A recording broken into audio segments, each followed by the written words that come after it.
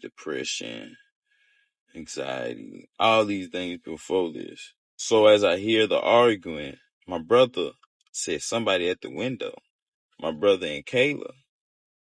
But at the time, I didn't know they was playing. At the time, I'm taking it as a serious thing. And as they said that, I grabbed my gun.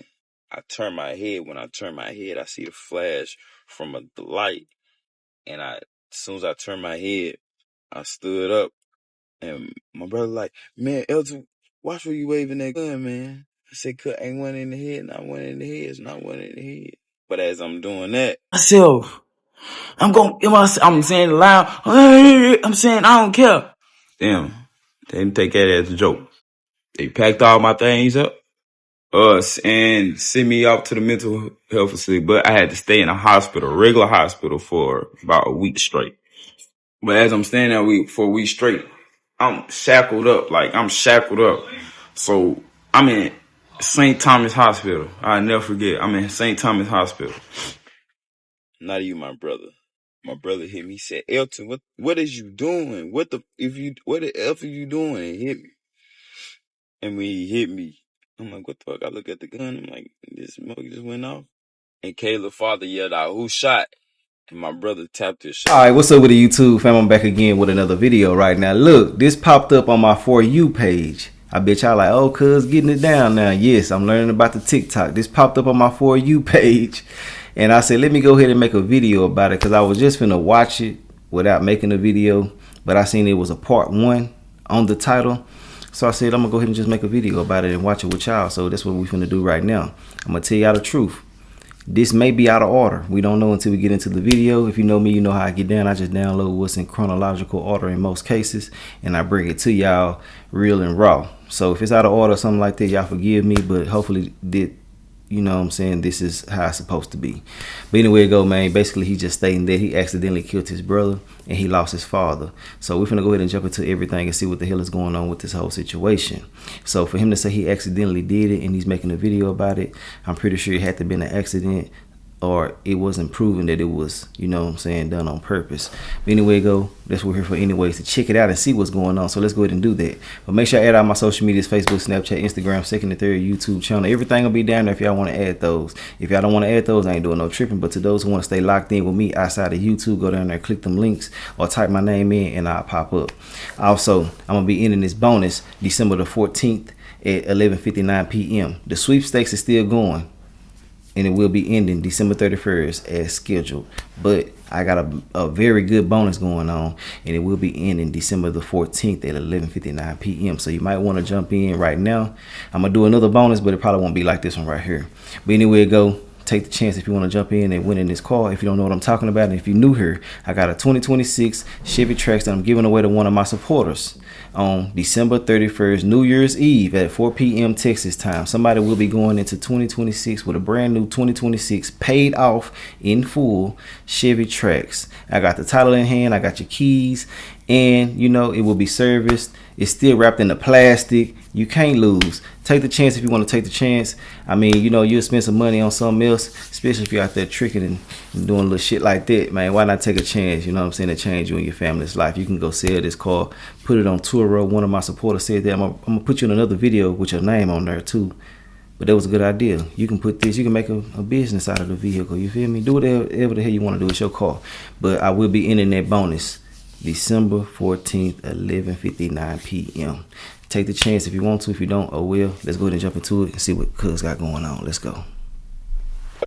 How y'all doing TikTok? I'm not really comfortable on doing this, but I have got a lot of people from my TikTok and my life period. Actually story time on how I actually killed my brother and losing my father. First started in 2022. Started 2022. You know what I'm saying? From starting 2022, I was already gone. My mental was gone. I already was in the streets. I was thugging.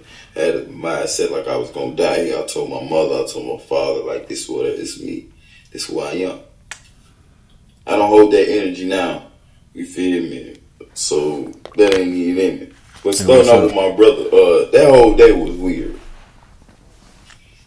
I feel like you can feel death in the air. And I felt death in the air. even my brother had sat down and told me the energy, the vibe was weird, and I felt it. I'm like, dang, the vibe is weird. So we get down to it. You know what I'm saying? I'm making my little money. I do everything. I used to break in cars. You know how I get. You know what I'm saying? Steal little cars. You know what I'm saying? I hope I ain't incriminate myself. Right. So through that night, I got a little couple bread, and we spent money on some gas, and we went right back to my homegirl house, who's a stud, who's my best friend still to this day. We went back to our house, and we had started smoking, and my gun was already put up in the house. It wasn't nowhere near me, but we had to go back to the store, and we had to walk to the store. But during that time, I was doing a lot of things, and I had a lot of people after me. And I was like a walking target everywhere I went. Like 2 days before that, we was walking to the store. We got shot at twice, not once, twice in one night. So I asked my brother, I'm like, do you want me to grab the gun? He was like, yeah, go grab it. Mind you, I never asked my brother to grab my gun or nothing. I just asked. That's why I tell people I always to your intuition. When I grabbed the gun, we went to the store, came back, no problems.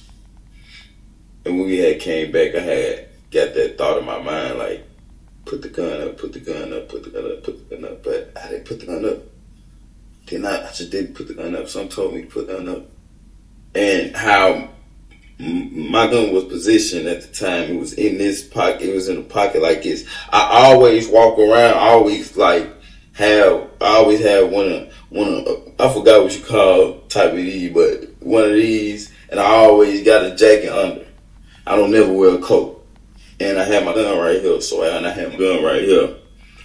They playing music. We getting high. We having fun. We smoking. You know what I'm saying? Out of nowhere, the room stopped. The room felt weird, and we started talking about killing. They was like, if anything come through here, you better get the bus. Ooh, you know how it go. They were just talking. You know what I'm saying? Like, yeah. I'm the only one with a gun. So, you know, I feel like if people don't be around guns and they get to that time, the energy started to be weird. But this one got me right here. My brother yelled out, man, if somebody shoot through the window right now, man, and it hit me, man, that bullet going straight through me. Damn, ain't nobody catch it. We continue talking about, like, just violence. But as we talking about violence, we hear arguing outside because she has her window open because we're smoking. As we hear her arguing, I'm not paying no attention for real.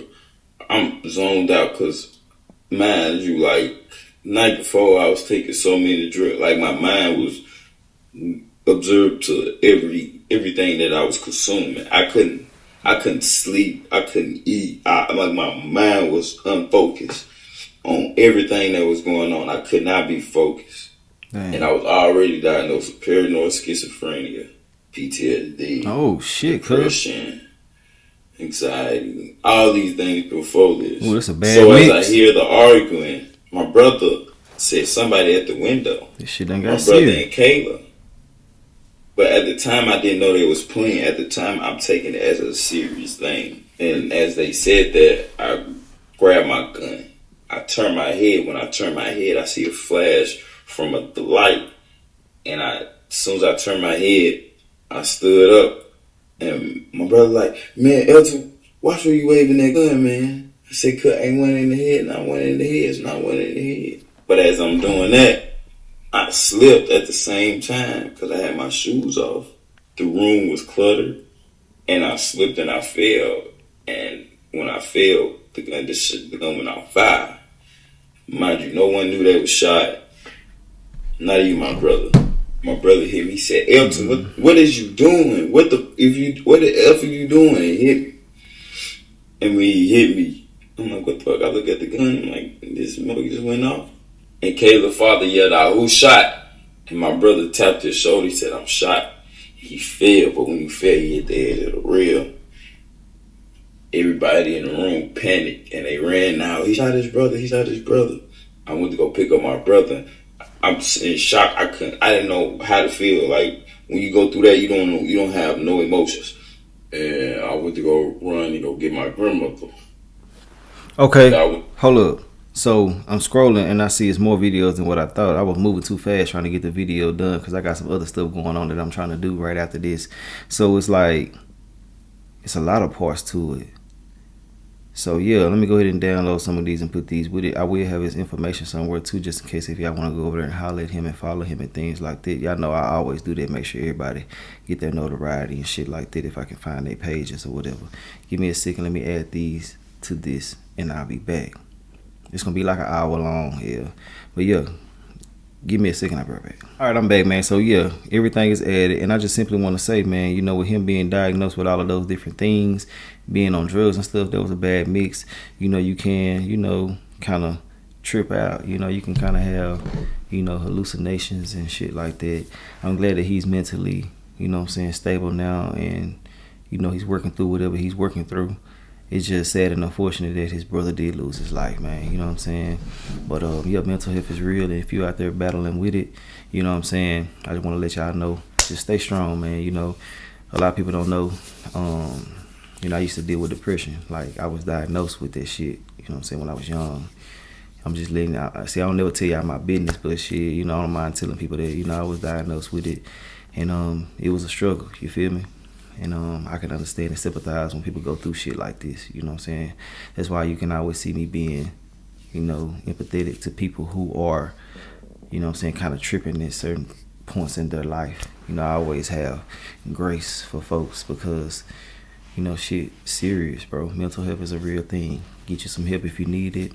And, you know, I always tell my supporters, you got an open line of communication with me. That's if I can see your message, because I don't get a chance to see everything, because I get more messages than anything on social media. So yeah, if you need somebody to talk to, you can hit me up, man, especially if you're dealing with some shit that can, you know, make you want to take yourself out.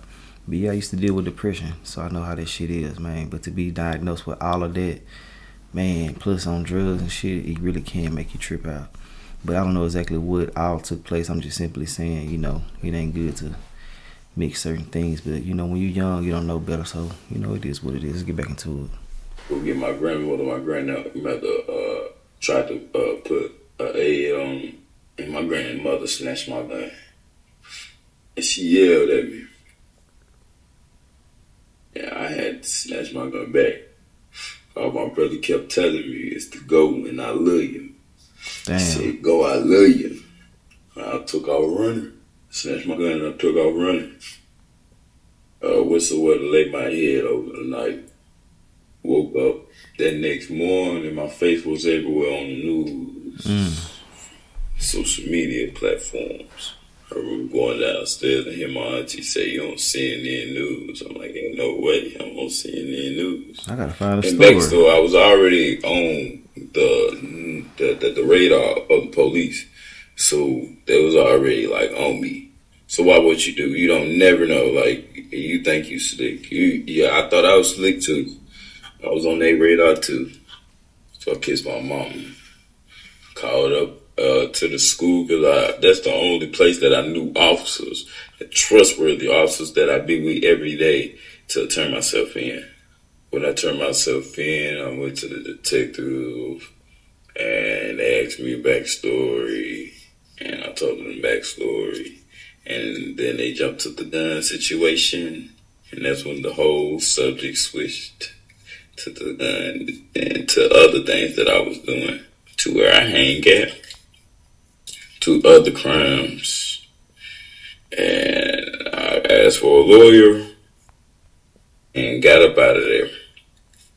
I'm just gonna, this long, so I'm gonna give y'all a part two. Give me up, I'm gonna give y'all part two. Give y'all part two, man. God bless y'all, man. God bless you. God bless. How y'all doing TikTok? I really ain't expecting that video to hit so many numbers. And I know a lot of people had their questions, and I was really going around the whole thing in the video.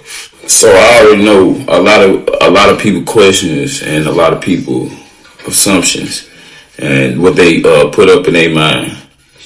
But it was an accident, continuous accident. Y'all have so many questions. Like, are y'all the police? So we on back on part 2, and I'm gonna get to the questions part at the end.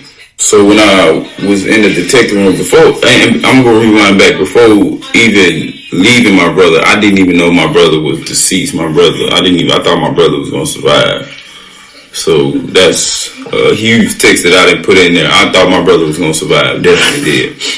So I was in the detective room and they was done questioning me. They brought my father in, and my father came in. My father told me to talk to them because asked them for a lawyer, and I guess they told my parents that I asked for a lawyer.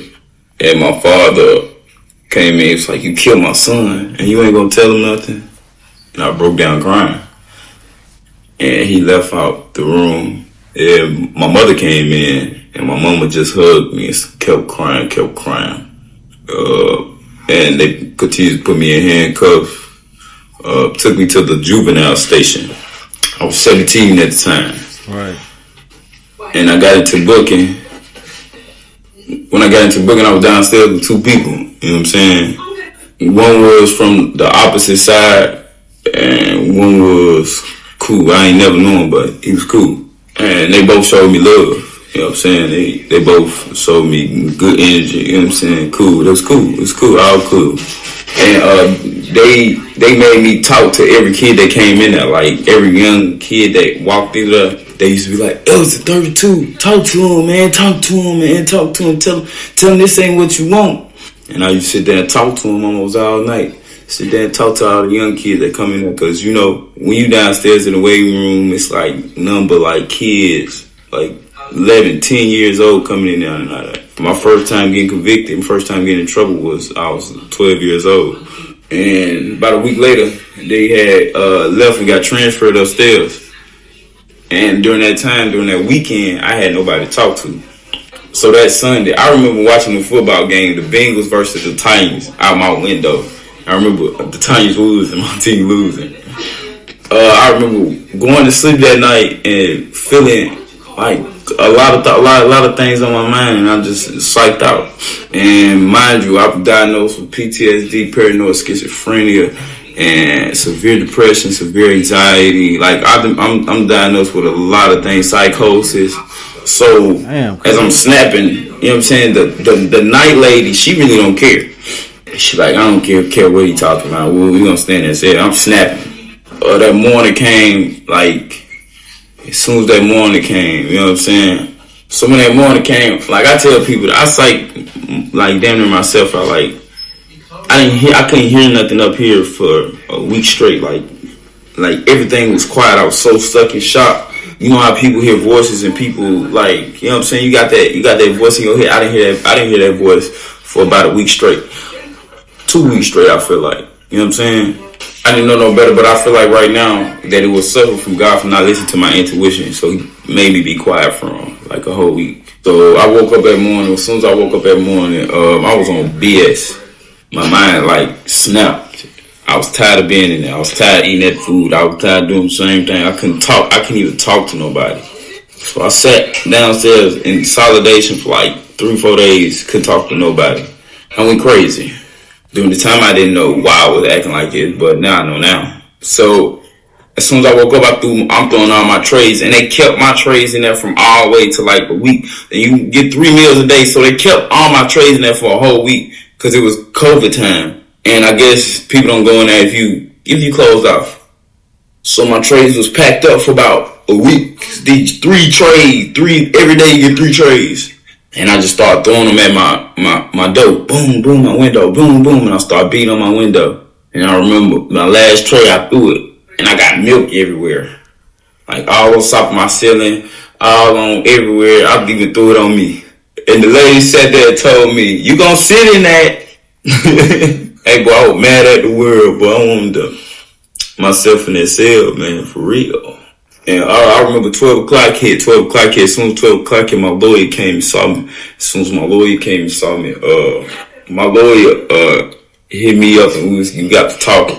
We got to talking about my case and everything he was saying. And this is why I talk to juveniles to this day.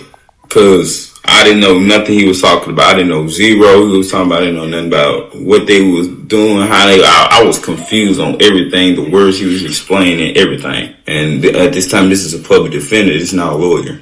And I asked him, I'm like, am I able to go home? I guess I ain't mean to kill him. Am I able to go home? He told me straight up. He was like, no, you're not able to come home. And they're offering 53 years. And I looked at him with a straight face. That's like my end point. It was definitely my end point. And I snapped. I threw everything. I said, for my brother's death? And he was like, yes, your brother is dead.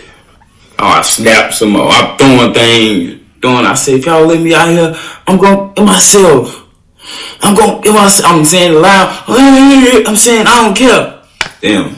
They didn't take that as a joke. They packed all my things up. Hell no, they ain't. And sent me up to the mental health facility. But I had to stay in a hospital, regular hospital, for about a week straight. Right. But as I'm staying there for a week straight, I'm shackled up. So I'm in St. Thomas Hospital. I'll never forget. I'm in St. Thomas Hospital. Legs shackled up, arms shackled up. And at the time I had dreads. So my dreads was in my face. And I was getting a little boat. So I looked at myself in the mirror, and all I knew, I'm like, dang, I look like a fucking monster right now. And I just looked at myself in the mirror, and all I knew, I hated the way I looked. And I was tired of looking like a monster. I was tired of being a monster. And when I went back to my room after I went to the bathroom, I remember watching kids watching me, because I had like two guards with me, you know what I'm saying, holding me. And I'm watching little kids looking at me weird, and I'm watching mothers looking at me weird, and I'm not even, to me, I'm not that type of guy. I'm like, damn, this shit crazy to me. And it's making me feel so little in the inside. Made me feel like I want nothing. But as I went back to my room, I picked up a Bible. Didn't know nothing about the Bible, for real. But I went to church, you know what I'm saying, being younger. Never with family. I just walked to church by myself. I had that connection with God all my life, but never understood who God was. But I kept reading the Bible. I'm like, I don't understand this. So the guard left, came back with another book that broke down the Bible verses for me. And that's when I just went to writing. From day 2 of being in that hospital, from day 5, I kept writing, kept getting the understanding of God. And I remember the day that they was going to transfer me to the mental facility. When they transferred me to the mental facility, I had this officer. I don't know his name. But thank God for this man, for this officer. If you seeing this, I thank you. I thank you very, very much. I give all props to you. When the world was looking at me bad, you looked at me like golden. He told me that night, he said, I was on that case that night.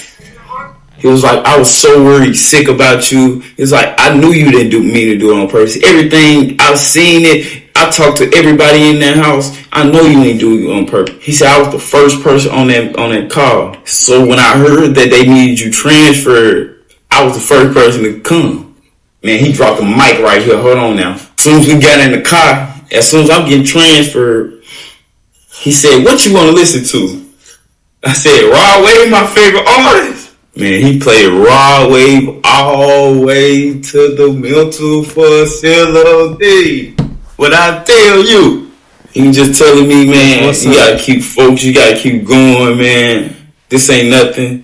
You know what I'm saying? You gotta keep going. You a man. Real talk. And it gave me my motivation right there. That's all I needed. Real talk. Like, that was my motivation. That was my purpose. Man, part 3 comes soon on how I changed my life. And all this, man, all this 3, 4, 5, how y'all want it, man. Thank y'all for supporting me. You feel me? I'm gone. Part 3 today, later on today. Part 3, accident killed my brother, and the death of my father and me changing my life. From I went to the mental facility, as soon as I arrived to the mental facility, they treated me like a killer. Of course, that's who I was at the time that they looked at me, and they treated me like a cold-blooded killer. I couldn't do nothing with the other people, couldn't really talk to them. all these other things. And I was sitting in the back with some girl, and they were so hilarious. I'm saying it was 3 black females. One of the females, she's still a good friend to this day. You know what I'm saying? I still talk to her to this day. And they had me laughing up a storm. I couldn't even joke. You know what I'm saying? And I'm a jokester. But just didn't look at me no different. And they was sitting there telling me how they seen my situation on the news before they got into this situation. How they felt sympathy for me, you know what I'm saying? This and that. And as we got to the night class, something happened with one of the nurses that was trying to teach us. And the girl was making fun of him, and we were laughing our pants off, you know what I'm saying? Respectfully, you know what I'm saying? At the time, I didn't know it was disrespectful, but you know how you is when you a kid, you know what I'm saying? Everything be funny to you. So he ended up getting mad and cutting the session short. And when he cut the session short, the people who was paying attention, which I would have had more respect if I understood people's attention span at the time. I didn't understand that other people was paying attention, and I should be quiet. So as soon as people walked out, they had called an attitude, and one walked out and said the N word. So I decided to put my hands on the dude for saying the N word. Stupidity of me.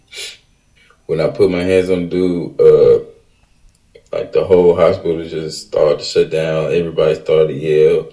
Codes started to be called. They closed the door. They couldn't make me slam. And then this is why I feel like I missed. Like I'm so thrown for like what? Like I ran to my room right after it happened, and I went to go read a book. Like I ain't did nothing. I seen like 3-4 big heavy set dudes running across my room. They looking like what's going on because they come from. I guess they come from the back room, and they got contact of what was going on, so they came straight to my room, which brought the lady, one of the counselors, to my room. She was just telling me things, and she was just like, they don't accept people like me. Like she just literally like, because you've been here before, that's the only reason that we accepted you. I got a long mental health history when I was a kid that I went through. You know what I'm saying? So you gotta understand, man. This ain't just one story. It's 50 other stories. And that morning, I had met with the psychologist, and he had appointed me. He called me a killer to my face. He was like, "Look at your paperwork. Look what you said you was when you was younger." Called me like this is how I was gonna do. Like I'm gonna be an assistant. This was me. But I wasn't mad at him. I understood him because this is what I was living, and this would like from the inside looking in. Somebody I understand. No one understood where I was coming from though, and I just I felt hopeless. Like no one could help me. Literally, I felt like everybody gave up on me. Like it was just. Ooh. So they sent me back up to the juvenile facility. When they sent me back up to the juvenile facility, they sent me upstairs with a couple of my cousins and acquaintances. You feel folks I be around. As soon as we get in the pod, I get in the pod, the whole pod go crazy. It's 32. Like from my city, I'm very known, so everybody, you know what I'm saying? Since a kid, everybody been knowing me because they knew my father. My father was a comedian. He was huge out here. Everybody loved my father. You know what I'm saying? So a lot of folks knew who I was, and from that, they just talk. You know what I'm saying? They love me. Caught a couple people that I did something to in there. You know what I'm saying? They had cop deuces. You know how it go when you're in the system. So I'm just gonna skip this part because I don't want to incriminate myself, but just know that in jail, scrap out one time over some BS, you know what I'm saying, over some gang activity, was never worth it, you know what I'm saying? But mind y'all, in the system, they already labeled me as a gang member. Just because of who I be around and the area I be in, it was a known and a big crime area. So for 5 years straight, 37208 was the biggest crime rate area in America. Because people don't check zones, people check cities. Nashville, it was one area, 37208, for 5 years straight had the top crime rate. So where I come from is number crime. The area that I come from, there is nothing but crime. So back to the story. I got switched to another part with my folks. And I had about from the time I was in there to the time I was released. I was in there for about 2 months. Didn't do long. And okay, so we're gonna get to the point with my lawyer. I remember it was a Thursday morning. My lawyer was a new lawyer, paid for by my church family. The church family that I have not went to in like 2 years, that I didn't go to in 2 years. I used to play football, and where we used to play football and eat, she made sure I was good. Came up there, visit me, talk to me, lawyer talk to me. Now I'm gonna slow down real quick, cause don't forget, night and day I prayed. I ain't caused no problems. I chilled. We had fun. I made sure I woke up before everybody. Take a shower. You know what I'm saying? Respect. You respect. But everybody loved me. Everybody respected me. And I respected everybody. And everybody loved, like, you know what I'm saying? I got so much love from when I was in there. I remember somebody was telling me, I don't hear none of your cell, fool. What do you do every night, fool? All night, fool. I don't hear nothing in your cell. Man, I swear, all I did was pray. All I did was pray. Every night and day. Pray, pray, pray, pray, pray. Pray to God He get me out this situation. And I wrote in my books. I just knew when I get out, I'm going to be a better man. I'm going to be a better person. I just wanted to be better. I was determined. And I always had it in me. It wasn't like, it was never in me. I just consumed the BS, and I fell for temptation. Tell God every day, if I get out of this situation, man. So my lawyer had came, and she had told me, Tuesday, okay. I'm like, what? You give me on about what? Tuesday. And I dang near cried enough. Said, I don't know, no. I don't know. Don't get your hopes up. I'm just letting you know. I ran upstairs, right? As soon as I ran upstairs, you know, everybody like over the pod, they came to everybody. Everybody came up. They say, what they say? I said, they just said, I think I can get home by Tuesday. Man, when I tell you the whole pod, whoa! Hey, I'm gonna tag one of my homeboys who was in there. Everybody just got happy, you know what I'm saying? They was just happy, and I was happy too, you know what I'm saying? And I just remember like this one hating dude in the back. I asked him, I said, you think I'm gonna go home? He said, no, you fighting a murder charge. You would not come home. You're facing 20 to 50 years, no. And I looked at him and laughed. So Monday came. When Monday came, everybody had court. Most of the people who I was in there with, they had court. And when they had court, it was deadly. I was watching people get sent off, juvenile life, judge handing them years in big boy jail, couple more years in here. I'm like, yeah, I'm cooked. And then the dude told me that I probably gonna be stuck in here. They gave him an extra 5 years, juvenile life. We coming back for part 4, baby. We on part 4 of accident killing of my brother and the passing of my father, and on how he changed my life. So as soon as Tuesday hit that morning, I was the only person, you know what I'm saying, in my pod had court. My time here, I'm supposed to go to court at 1 o'clock. But 1 o'clock hit, and nobody was here. But the dude, the older cat, he was older and he had did time in the penitentiary. And he on his changing of his life, he had came to the juvenile facility to talk to us and you know what I'm saying, to help us. He told me, he said, "Hey, young blood, come over here, come over here."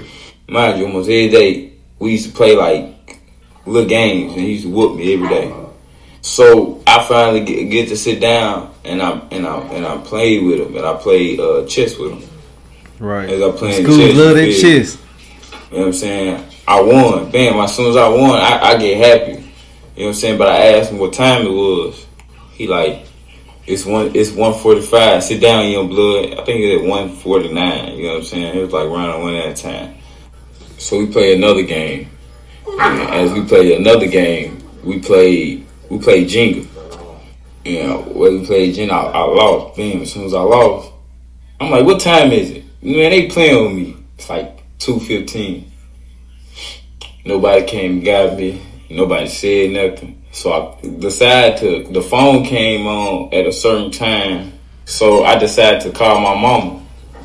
When I called my mama, I'm like, "Mama, where you at?" She like, "I'm up here, baby. Just have your patience. Just have your patience."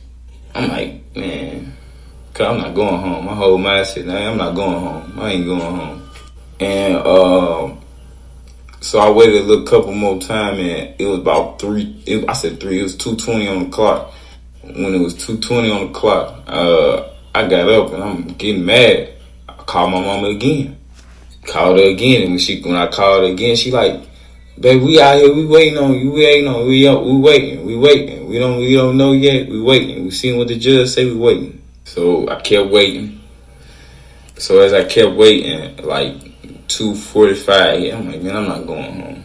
I lost my patience. I'm like, man, I'm not going home. I'm not going home. So I looked at my homeboy who ran the party at the time. I said, man, I'm finna flip everything in here. I'm finna flip everything in here. They playing with me.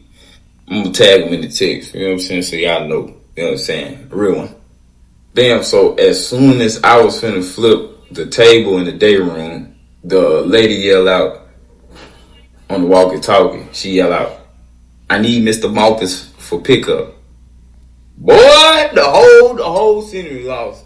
I said, "Pickup? What? No court? No nothing?" And they said, "Pickup."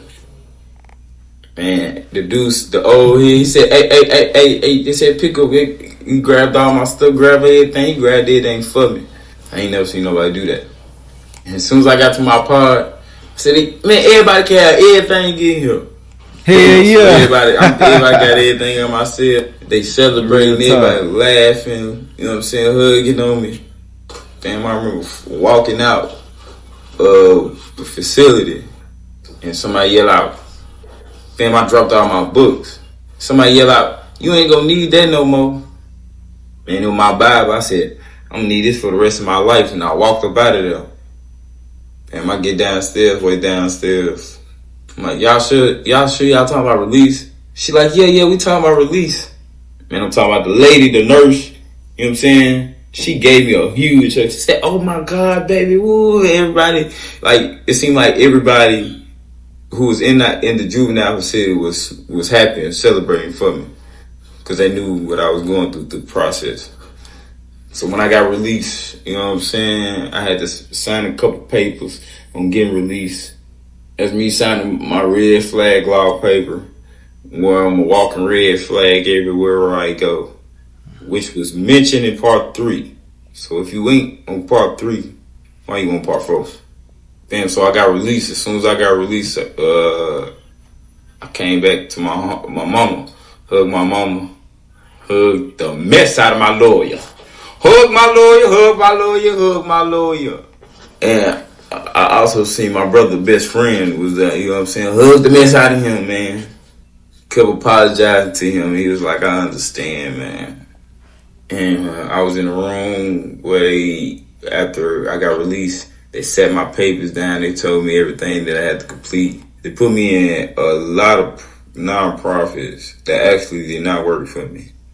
They put me in activities that was like, okay, like they was trying. but it wasn't enough to keep me from being in the streets. So I came home.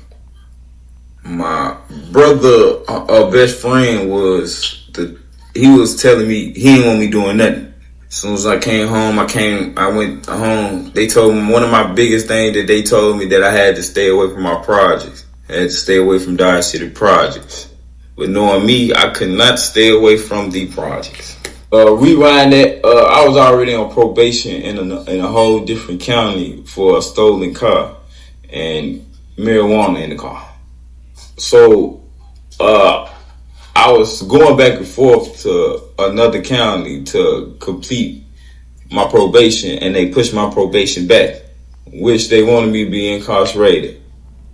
But they put me in a hotel and they asked me if I'm able to speak to kids about my story and help them, I'll get all my charges dropped.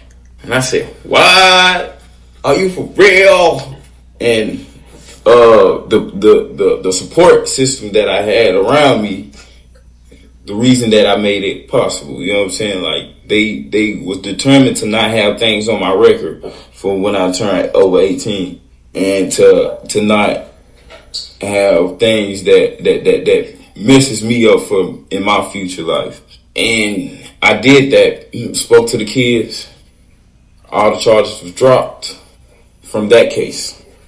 Bam. So as I came home, I continued doing the same thing, of course, that I was consumed to. Because I went to the same area, the same place that I actually didn't kill my brother, first of all. So I'm repeating the same trauma every day, all day. I'm repeating the same trauma. Mad at the world. I didn't understand a lot of things. So I came home to the same thing. Still doing slick conniving ways to make my money and to get verification. Bam. So something made me switch. Watch my father switch. Everybody knows my father as a strong man, you know what I'm saying? For a little minute, I didn't talk to my father after my brother's passing. I talked to him after I got out of jail, and he told me, and I told him that I don't want to be in the streets no more. And he told me it's just jail talk. And I was so serious. I did not want to touch the streets no more. He like, man, you just talking jail talking. That's jail talk. And when I seen my father after a year and a half not speaking to him, I watched how little he got. Watched my daddy ain't have nothing. Watched my daddy ain't have a house. My whole life, my daddy had a house or apartment, had a car. He didn't have no car. And when he seen me, he didn't even recognize me. I had to talk to him. And when I talked to him, it came to a realization. He just started crying. He's like, I've been looking for you. I've been looking for you. And I'm like, man, this ain't my dad. Like, you talking about you looking for me? Boy, I'm in the same place you seen me last time. You know where I'm at. I mean, my daddy, one of the biggest people I ever met, and his whole mindset was gone.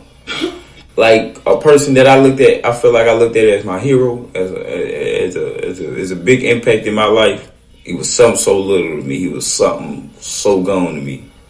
And I rolled off from my pops and I cried tears. And all I could think about, like, it's my fault. Like, my daddy like this because of me. And that's when I decided I can't live like this no more. I was continuing walking around here with firearms, continuing doing illegal things. You know, I know he really feel a lot of guilt, man. You know what I'm saying? I mean, having to think about everything like that, and you know, a lot of people don't be knowing what people go through who battle with certain things. You know, like a lot of people have triggers that make them continue to be in a depressed state of mind and shit like that. You know, you can ultimately, you know, kind of, you know, relapse in certain instances, just simply seeing certain shit, seeing your brother's room, or, you know what I'm saying, just so many different things, man. And I just hope he ain't blaming himself every day if it was truly an accident. You feel me? Because it can make you snap. It can make you go back into that depressed state of mind. It seems like he's in a good mental space. You know what I'm saying? Hopefully he's taking whatever he needs to take to keep him stable. And you necessarily don't even need some shit to keep you stable as well too. You feel me? So I'm just throwing that out there just in case. But like I said before, if you're battling with something, man, you know, sympathize with you. And if you run across this video, which I'm probably sure you will, I just simply want to say, man, you know, don't blame yourself. Don't beat yourself up. You know what I'm saying? And I know it's easier said than done, and you will probably continue to do so. But I'm glad you found the Lord. I'm glad you found God. I'm glad you found, you know, a lot of different things that's helping you out in your mental space. You feel me? Because people really will demonize you for things that you can't help. You know what I'm saying? And some people try to say that depression is like your choice. I mean, it can be true to a certain extent, but you don't know what the hell you talking about if you ain't went through what people been through and shit like that. You feel me? But yeah, man, it's a sad and unfortunate situation all the way around. You feel me? I'm gonna go ahead and let him say what he got to say. It seems like this is more therapeutic to him. That's why I really haven't said too much. I really don't be stopping it too many times anyway, because I'm trying to dissect everything that's going on before I just give a synopsis. But it seems like it's more therapeutic than anything for him to actually be able to speak. He's smiling, you know what I'm saying? There's different things, and some people can read that shit and see it a different way, but we not doing that shit over here. I'm not gonna spin no narrative. People will say, you know, he bragging about it because he's smiling and shit. Man, that boy probably just in a good mental space. And, you know, people don't really understand the freedom that comes with that. You feel me? But, yeah, you know, I just really like the fact that, you know, he's speaking on it and shit like that. But look, I'm gonna let y'all watch this. I'm gonna holler at y'all at the end of the video. My father is a strong man, you know what I'm saying? For a little minute, I didn't talk to my father after my brother's passing. I talked to him after I got out of jail, and he told me, and I told him that I don't want to be in the streets no more. And he told me it's just jail talk.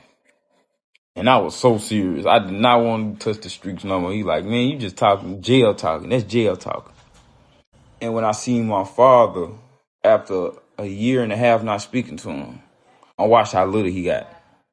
Watched my dad ain't have nothing.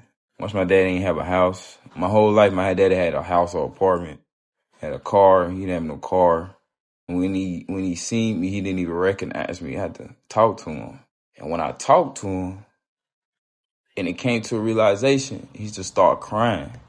He's like, I've been looking for you. I've been looking for you. And I'm like, man, this ain't my dad. Like, you talking about you looking for me? Boy, I'm in the same place you seen me last time. You know where I'm at. I mean, my dad is one of the biggest people I ever met, and his whole mindset was gone. Like a person that I feel like I looked at as my hero, as a big impact in my life. He was something so little to me. He was something so gone to me. And I rolled off from my pops and I cried tears. And all I could think about, like, it's my fault. Like, my dad like this because of me. And that's when I decided I can't live like this no more. I was continuing walking around here with firearms. I was continuing doing illegal things, conniving things. And after watching my father crumble, I decided to leave it alone forever. Come back for part 5. Part 5. Come back for part 5. You know what I'm saying? Thank y'all for supporting me. GG. Yeah, doing TikTok. I'm back here with part 5 of accidentally killing my brother and the death of my father, and how I changed my life. A lot of people have their comments and their perceptions. Please keep them to yourself, because if you went through the same situation, 1,000% you would have did what I would have done. And don't think this cannot happen to you. If you don't think it can happen to you, it will happen to you. Back to my story. I'm gonna rewind it back to when I was in school. I had to go back to school, like regular school, after that happened. Not even a week after I got released from jail, I went back to school. which my first day was cool. Everybody ran up to me, supported me, said something to me, talked to me. I had 1,000 questions, of course. And I just didn't like how everybody crowded around me and treated me like I was some type of celebrity. And I was I was going through something so deeper. Like when I came home from jail, I had to sleep in the same bed with my little sister and had to go right back to the same exact place where it happened at. So my mental wasn't 100% there. Everything wasn't 100% there. I was still on medication, still on probation, and I'm still thinking like, yeah, I'm cooked. I'm still doing the same thing I was just doing, robbing, stealing cars, hanging with people I had no business hanging with. So as I'm in school, I kept thugging. Now this goes for any young kid out there, you know what I'm saying, who thinking about even getting in the street, thinking about that's like the only thing you got. Cause with me, that was the only thing I had. Don't do it to yourself. Don't do it to yourself. And this is why God pulled me out, and God pulled me to a different side to help other kids from what I was going through. So in school, I decided I'll be doing the same thing, not going to none of my classes, skipping all my classes still while I was on probation, while this was part of my probation, being in class on time, doing everything I was supposed to be doing. But I failed because I was used to the same thing. Like I went back to the same school, hung with the same friends, did the same thing, talked to the same people. So I had an incident in school, I had got kicked out of school. And when I got kicked out of school, I went to the district about me. And the district was like, the staff are scared of you. The kids are scared of you. Bam, I can't go back. And I snapped, in the meeting with the district. Got mad, yelled, you know what I'm saying? Everything that I did was so uncalled for. You know what I'm saying? But I was full of anger. I was confused at the time. It came over there with a police officer. I done called the police officer all types of names, told him I'd smack him, I'd spit on him. Thank God that he just let me walk away. It was never no problem, because I could have got locked up. But when I got kicked out, I dropped out of school. Yes, I dropped out of school. I said I was done with school. I was finished with school. School was too much for me because I was already going through anxiety, all these other things, and I'm mad at the world at the time. So I'm like, F school. I don't care about school. I don't need school. So I dropped out of school my senior year, literally like the first month of school, and I was out for like at least 8-9 months. So during them 8-9 months, now here's the switcheroo. Hope y'all ready. So during 6-8 months, in the month of March, I met with a lady. Her name is Rashida Fatuga. And I thank this lady with all my heart because she saved me. And believe that at first I didn't believe I was worth saving until then. When I had first met her, she had came to me with, she wanted me to be a part of her organization. She believed that I can be this and that and this. The first part, I left everything alone. For like a month straight, I didn't even talk to her. She'll check in with me, text me, call me all day. I would not call her, didn't care. Until I realized one morning that I'm not doing nothing with my life anyway, but sitting right here. I'm grandmother's couch, sorrowing over my brother's death. Couldn't eat, couldn't do nothing. Still doing the same. I wanted to stop, but I couldn't stop. It just wasn't as frequently. Like I wasn't doing the BS as frequent as I usually do it. So I called her back and I decided to become part of the organization. When I first joined the organization, I thought it was messed up because I heard a news article. I'm hearing people and they basing their opinion on the organization. So I'm like, no, this is no. But something told me, go. So I didn't have nothing going, so I just called. I had to. I called up there, bam, got in contact with her again, and I decided to start going. And as I started to go, I told her, I'm not worth saving. Like, I'll be dead before I turn 18. I don't even, like, I told her, like, I'm belong here, I'm supposed to be dead. I'm saying? I wanted that. Like I told her literally out my own mouth, like when I first met her, that Buff ain't too far from me. You know what I'm saying? She was just so like, why you say that? Like I just see so much in you. But I just didn't see it in myself. I didn't believe in myself at the time. I felt so bad, felt so down, you know. And as soon as I got into the organization, she asked me, "Oh, do you like cooking?" I'm like, "Yeah, I love cooking." And she decided to put me in this other organization that's connected to that organization for former incarcerated men. It's culinary school. I didn't know what to expect, but I put my all into it. First day, Chef Sterling, one of the best cooks in Nashville, Tennessee, Mr. 100. He does a lot of things for my community. He does a lot of things for other communities. He done a lot of things for me, period. First day that I met him, I had my pants to the floor. I was on the phone. Like when you thugging in the streets, this a whole mentality. Like my father is in it, everybody else. So I really don't know what it's like to respect a man as a man. And he told me, pull up your pants and get off your phone. I had turned around and looked at him like, who you talk to? You know what I'm saying? Like, boy, who you talking to? Boy, you know who I am? I really can't go into detail like how I was because like it's TikTok. And as the classes went on, he helped me a lot.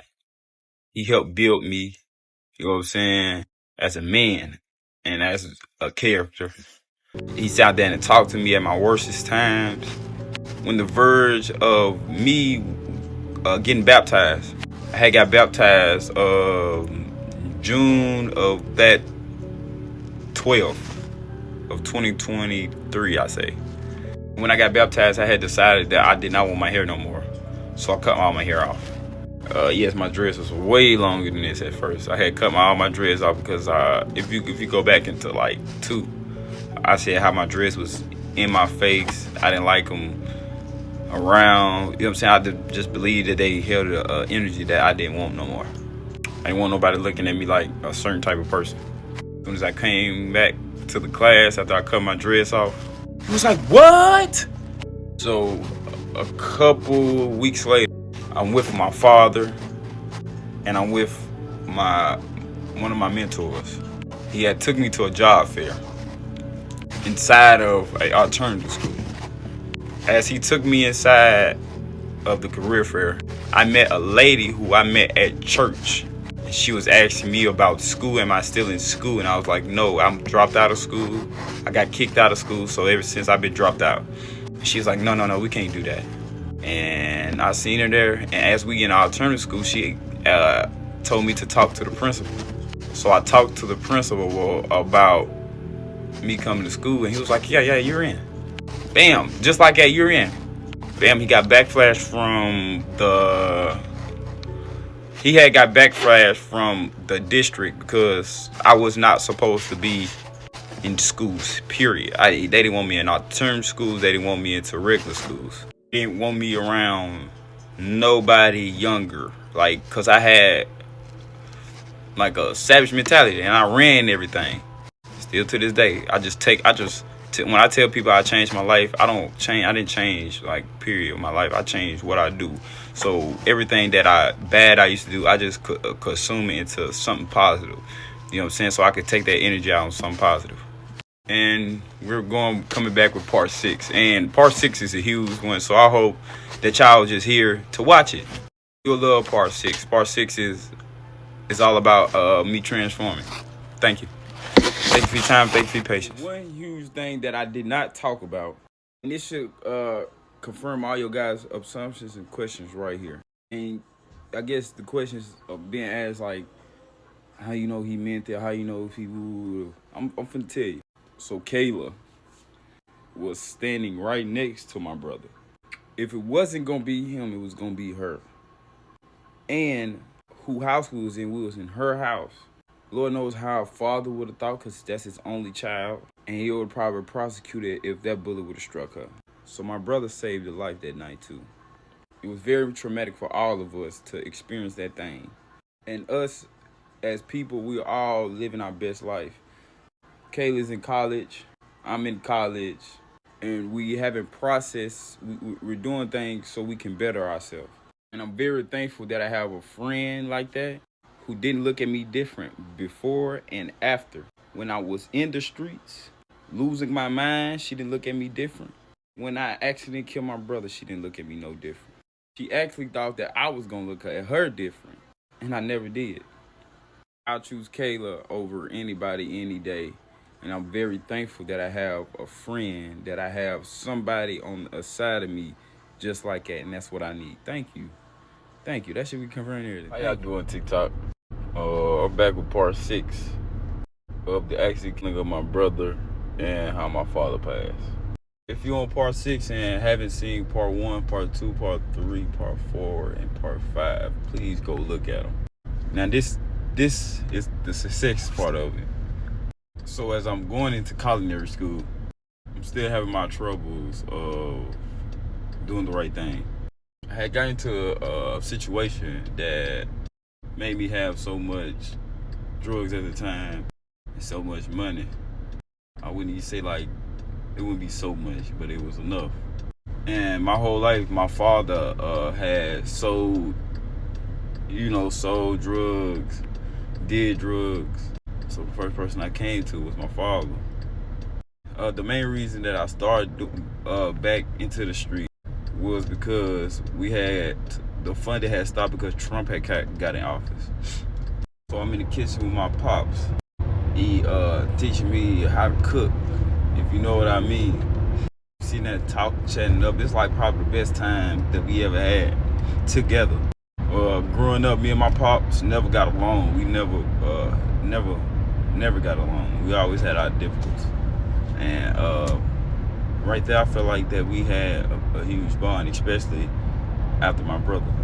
So we hit the Ave, we hit the block. And as soon as we hit the block, we get to serving. My dad was like, this whole strip yours. Everything out here is yours. You can have everything. I'll never forget this. And I looked at it. I see my granny, cousins, uncles, father on the same block that made me. And I sat across the street and just looked at my family for a little minute. Never went to no family reunion. Don't know what family feel like. How I grew up.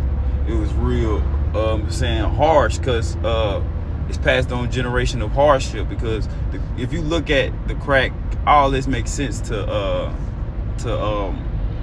why I was created and what I was created in. As soon as that happened, I had told my pops, can he drop me off at the house? He said, you don't want to make no money? I said, nah, not tonight. Got back into the house. I put the drugs into a book. So for a year straight, I'm finna put this in y'all mind. 2 years straight, I had drugs in the book, still debating on should I use them or not. So 2 years, almost 2 years, I had them in one box. So when I did that, I'm like, yeah, this over with for me. I can't do it no more. So day to day, my dad used to come pick me up, talk to me. We used to talk, chat it up. I love my pops. He had the best conversations ever before he passed. And the fun that had got back started. So I was good. So I told myself I'm officially done with the streets. I'm just gonna focus on cooking and public speaking at the time. So that's what I was focused on, and my music. And as I'm doing that, I'm in school. I'm back in alternative school. Bam, alternative school was so good to me. You know what I'm saying? Because they wanted me to graduate. They knew I was so smart and so intelligent. Mind you, we're going to run all the way back, go back. My whole life, I grew up bad. I was never disrespectful. I was always bad. But I always passed all my classes. I always was smart. So most of my teachers knew I had it in me. I just didn't. I just grasped for attention when I was younger. But some of my teachers knew I was just so smart, but yet I still had my difficulties in it. So alternative school, I had only got into like one fight, and that's because somebody was disrespecting me. They heard about my brother case, and they just disrespected me when I wasn't there, type. Scraped them. You know how I go. Got to the end of the school year. I graduated high school with 32 credits. I think you need 24, 25 to graduate from high school. I had way more credits to even graduate. I tried to go back to my old school that I got expelled from, but they was like, no, you're not walking stage with us. I'm like, okay, cool. Tried to do it with the alternative school. The alternative school deadline was I was too late on the deadline. But they tried to redeem it and try to put me in there, and then the one of the counselors was like, no, he don't have an art elective. I can't graduate because of art elective? Boy, I pissed a bitch in there. Flipped everything, flipped all the tables, and walked out. Stormed straight out. Got home, cried my ass out. Told my mama, told my father. Mama ain't really say nothing, but my daddy was telling me. Mind you, my father, he had dropped out at 12 years old. He don't even know nothing about school. Like, his sense of ability is so slow. So it's like, you're going to have to talk to him. But when I told him that I wouldn't graduate from high school, that I was going to drop out, he, like, told me, what are you doing? That's the first time I ever heard my father talk to me slow, talk to me calmly, and tried to understand where I was coming from. He was still like, I'm not going to lie to you, you still need to graduate. And he was just telling me how hard I was fighting, how hard he looked at me. Bam. So before this, we never had a good bond, especially after my father started doing drugs. He did drugs, he said the most unpredictable thing. But me as his son and me as a person, I understood everything. He used to call my phone, complaining about my father. I used to be in meetings with huge people, with state council people. My father used to call my phone just to piss, cause he mad at the situation about my brother. And I used to cry. All I did was keep blaming myself. I kept blaming myself. So the month of June hit. There was this one school called Old Cockrell Academy. I went up there to go see, can I graduate? And first starting off, the lady at the front desk told me no, because she looked at my record and she was like, you've been a gang intimidator since you was in the 7th grade. She told me no. But the other lady had called up to the alternative school and had talked to the principal. And the principal was like, yeah, he's good people, he's cool. You know what I'm saying? You know, he gave me all my props. He said he loved me. But at the end, he said he know Miss Haywood. Your connections. She said, you know Miss Haywood? I'm like, yeah, I know Miss Haywood. And she said, off top, you're in. I'm in. They got me into the school and they got my transcript. They got everything ready for me. And she asked me a question. She was like, why didn't you graduate? I'm like, they said an art elective. She said, an art elective? She said, you have computer science in here, which is computer art. She said they could have passed you. Like, man, well, it's over now. She was like, well, we got you. You can graduate in July. Pow. She said I didn't even have to do no work, no nothing. You already here. So I waited time out. A month later, July hit. July was one of the best months of my life. I had graduated from culinary school a week before I had graduated from high school. So I got my culinary license. Made me become a chef, a lead chef at that. The whole time I was in the class I led, I was the youngest person in there. Thanks to Chef Sterling for knowing who I was as a person.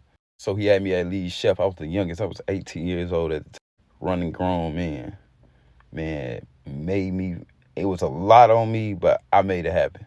When I graduated from culinary school, a week later I graduated from high school. One of the best times of my life spent with my family. Nobody gave me nothing for graduation. I never got nothing for graduation, for culinary school. I never got anything for nothing that I chose to do on my own. And I really didn't expect one because I grew up. So as I got done with culinary school and high school, I decided to get into public speaking. My first public speaking thing was in front of over 10,000 people. Had spoke about gun control and gun violence at the state capitol. And that right there showed me my light right there. What I can do, how many people I can bring. But I made such an impact on it. As we know that them people in them positions are very corrupted. When I spoke, as soon as I spoke, they changed the law. They dropped the law, the gun law to 18 in my state. And at first, I downed myself. But my mother was like, you literally have so much power to make somebody else change their decision, to mess with their mind. And we're going to come back for part 7, man. It's greatness, man. Y'all, I hope y'all watch. Thank y'all. Thank y'all for y'all love and y'all support. God bless y'all.